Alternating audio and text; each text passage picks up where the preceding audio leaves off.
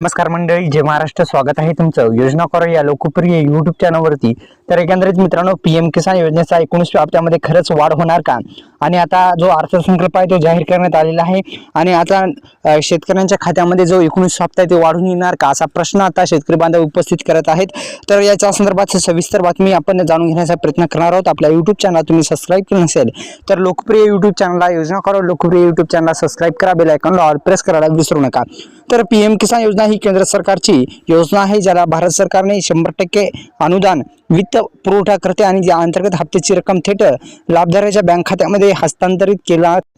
थेट जो लाभ आहे तो आधार संलग्न बँकेमध्ये देण्यात असतो. आणि निश्चितच मित्रांनो, आता काय होणार आहे की लाभधारकांच्या बँक खात्यामध्ये हस्तांतरित केला जाणार आहे. आणि या योजनेअंतर्गत जमीनधारक शेतकरी ज्यांच्या नावावर शेतजमीन आहे आणि आधार जे कार्ड आहे, आधार कार्ड जे बँकशी लिंक आहे, त्यांना हप्ता मिळणार आहे. तर निश्चितच मित्रांनो, जे हप्ता कोणाला मिळणार आहे तुमच्या लक्षात आला असेल. पहा, त्यांच्या खात्यावर जमीन आहे आणि आधार कार्ड लिंक बँक खात्याशी दर 4 महिन्यांनी 2000 रुपयाचा 3 समान हप्त्यामध्ये 6000 रुपयांचा जो आर्थिक 6000 रुपये वार्षिक जे पेमेंट आहे ते सुद्धा मिळत असतं. इथे देण्यात आले 2000 रुपयाच्या 3 समान हप्त्यामध्ये 6000 रुपये वार्षिक पेमेंट दिली जातं. तर ई-केवायसी का आवश्यक आहे ही सुद्धा आपण माहिती जाणून घेणार आहोत. की आता पहा मित्रांनो, ई-केवायसी प्रक्रिया अनिवार्य केली आहे, त्यामुळे ई-केवायसी प्रक्रिया जर आपण पूर्ण केली नसेल तर करून घ्या. अत्यंत महत्त्वपूर्ण सूचना आहे. ई-केवायसी करणं आवश्यक आहे, जेणेकरून योजनेचा लाभ देशभरातील सर्व शेतकऱ्यांपर्यंत कोणत्याही मध्यस्थीच्या सहभागाशिवाय पोहोचेल आणि त्यामुळे फसवणूक होण्याची शक्यता कमी होईल. त्यामुळे लवकरात लवकर ई-केवायसी प्रक्रिया पूर्ण नसेल तर तुम्ही करून घेऊ शकता ई-केवायसी प्रक्रिया पूर्ण.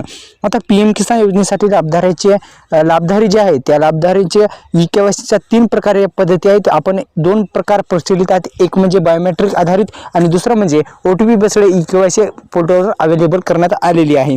पीएम किसान योजनेसाठी नोंदणी कशी करावी, तर अधिकृत CSC सेंटरला, कॉमन सर्व्हिस सेंटरला भेट देऊन तुम्ही नवीन नोंदणी करू शकता. कोणाची करायची असेल, एखाद्या घरच्या सदस्याची, तर आपण करू शकता.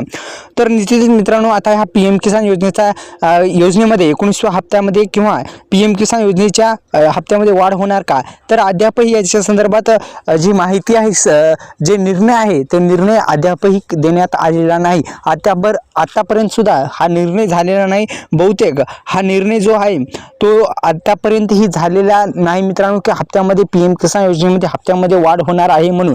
तर निश्चित मित्रांनो, लवकरात लवकर शेतकऱ्यांच्या बँक खात्यामध्ये पीएम किसान योजनेच्या माध्यमातून राबवली जाणाऱ्या योजनेमध्ये हप्त्यामध्ये वाढ होणं गरजेचं आहे आणि व्हायलाच पाहिजे. आणि शेतकऱ्यांसाठी ही एक आनंदाची बातमी ठरेल. तर मित्रांनो, आपल्या युट्यूब चॅनलला सबस्क्राईब केलं नसेल तर सबस्क्राईब करा, बेल आयकॉनला ऑल प्रेस करायला विसरू नका. धन्यवाद. जय शिवराय.